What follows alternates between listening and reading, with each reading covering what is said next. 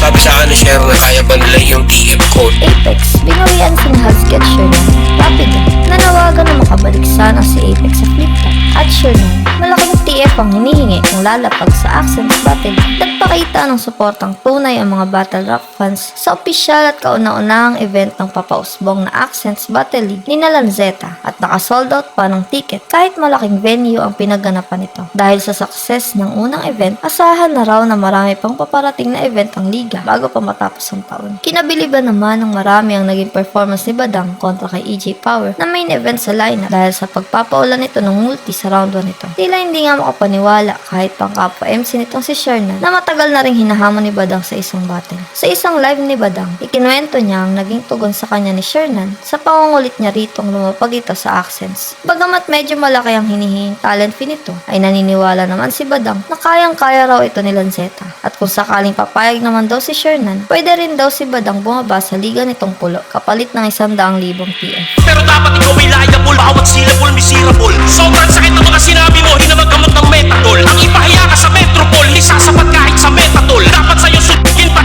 buhusan ng metanol. Dahil ang madamay ng sanggol, isa kang bulb, hindi yun metaphor. Si Shernan, sabi niya, ikaw ba nagsulat ng first round mo? Sabi ko, ako. Kami nagsulat kayo. Nakakatakot ka pala to. Hindi na ako babattle sa'yo. May mga ganyan ka pala. Sabi ni Shernan, ito, totoo to. Sabi niya, tara, battle tayo. Kung hindi daw maganap sa flip-top. Sabi ko, dito tayo sa Accent. Ang sabi sa akin ni Shernan, wala namang problema kung dyan tayo babattle. Kaya ba nila yung TF code dito sa Accent? Ngayon, kinausap ko si Lanzetta. Sabi ko kay Lanzetta, 300,000. Dahil pinishare niya. Sabi ko sa kanya, kung magkano sa gano'n, dagdagan pa na.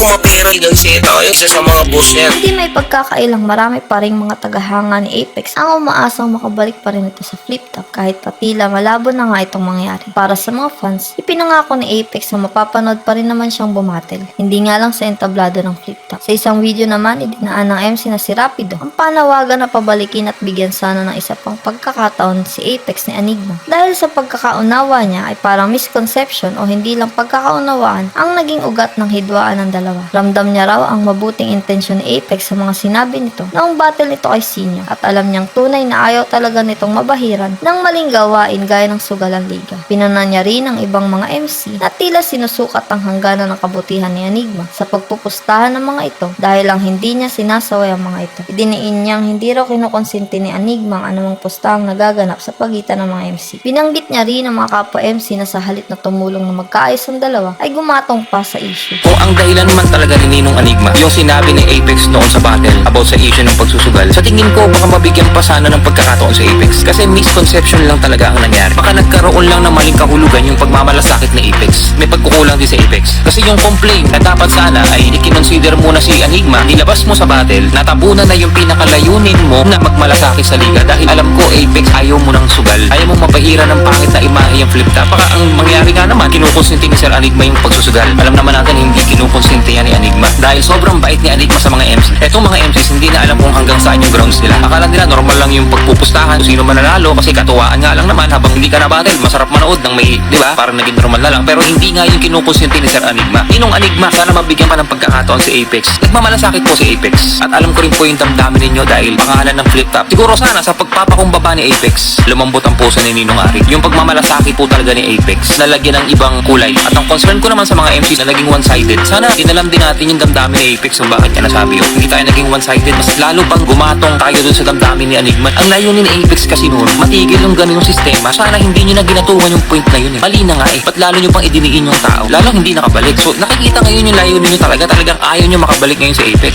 Bilang pagpapaunlak sa kanyang mga tagahangang nag-aabang, muling sumabak si Apex sa isang promo battle sa Pinas Astig Year 3 kamakailan lang kontra kay Husky. At dahil sa mga binitawan noon ni Husky sa 2x2 kasama si Shernan, hindi na nag-hold back si Apex at binueltahan isa-isa ang mga pinagsasabi ng mga ito nang tirahin siya ng dalawa sa round 3. Ramdam ang gigil ni Apex sa bawat linyang iniispit, lalo na nga ang tungkol sa pag-review noon ni Shernan sa kanta niyang Kuldok na ayon sa kanya ay may paiyak-iyak pa raw at nang tanggihan niya sa podcast interview ay tinira naman siya nito. May pustahan daw sa flip-top. Oo, dati pa naman sa mga audience, pati sa MCs. Pero di yun ang issue dyan, kundi yung utak nyong nalason sa gawa-gawang story. Yan ang rason na di agad magagamot ng isang sorry. Gawa-gawa na story daw yung mga binanggit ko kay Sinyo. Pero ang daming ebidensya, kasama pa nga yung batasismo. Etong barbero daw yung mga sinabi ko sa video.